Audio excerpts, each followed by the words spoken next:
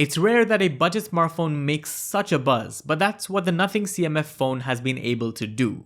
I don't think it's particularly powerful, and the benchmarks do support that claim, but with Nothing, it's all about user experience, and Nothing OS 2.6 on top of Android 14 covers this pretty well.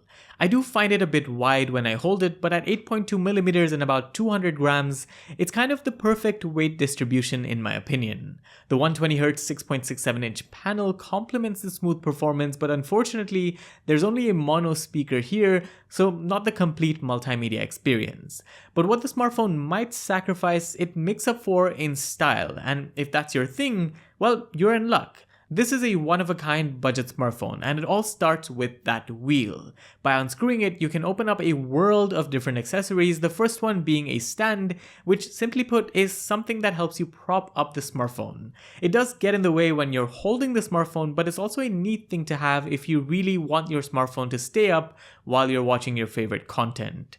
Second, there's the lanyard, which is pretty boring, and to be honest, I don't think I'll be using it too often, but apparently Nothing thinks this is a must-have for Gen Z. Anyway, last but not least, there's the card case, for which you unscrew a bit more using the tool provided and attach this backplate at the back to make it magnetic. Then the card case snaps on like this, and you can put your cards in here, and to be honest, you'll need this because there's no NFC on the CMF Phone 1, which is a big miss. Aside from these accessories, the CMF Phone 1 also allows you to customize cases or backplates. It's nice you get a variety of different colors, and also there's a bunch of stuff in the box itself, ranging from screws, a matching SIM tray, the tool, and the wheel, and if you've got quite a few of these, you can mix and match and go crazy with the color schemes. Although, if you're changing things around too often, make sure to be careful with not scratching the back with the screw, because it's not magnetic when you're opening it up, and it can slip at times. Now, given there's an onus on the CMF Phone 1's customization options and pretty good user experience, there's some shortcuts the company has taken. For one, no charger out of the box for a 5000 mAh battery inside the phone, which does support up to 33-watt recharging, and a rather skimped out camera setup. A 50 megapixel plus 2 megapixel primary setup to be exact, alongside a 16 megapixel selfie one. Here's some pictures I took where I noticed that the camera struggles with shadows like this one of the Lamborghini and sharpness. I don't expect much from a camera at this price point, but sometimes having the camera struggle to focus on close-up 2x shots or not picking up vibrancy turns you off from using the camera altogether.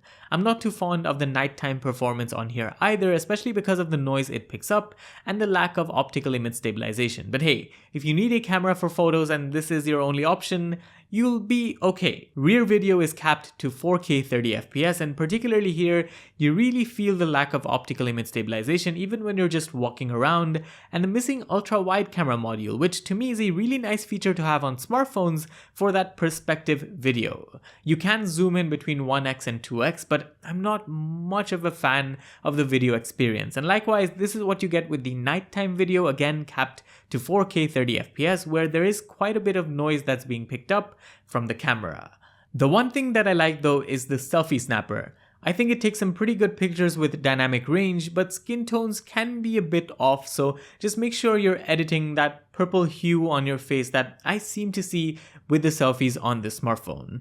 This is a sample of daytime front-facing video capped to 1080p 60fps, which is again not too bad if you ask me. But in low light, I feel like the selfie snapper struggles unless there's some external spotlight or a banner nearby, and with video during the night, it's pretty much the same story, meaning you'll always need to be near a light source to make the CMF Phone 1 perform decently. So what's my take? I think the CMF Phone 1 is a unique approach to budget. At its core, it's still what you'd expect at this price point, maybe a bit less if you compare it to the competition spec to spec. But no one in the market has the customization that this phone has, which is what sets it apart. That's all for this one. Thanks for watching, and do let me know what you guys think down in the comments, and make sure to like and subscribe. This was Vaibhav, and I'll see you in the next one. Adios.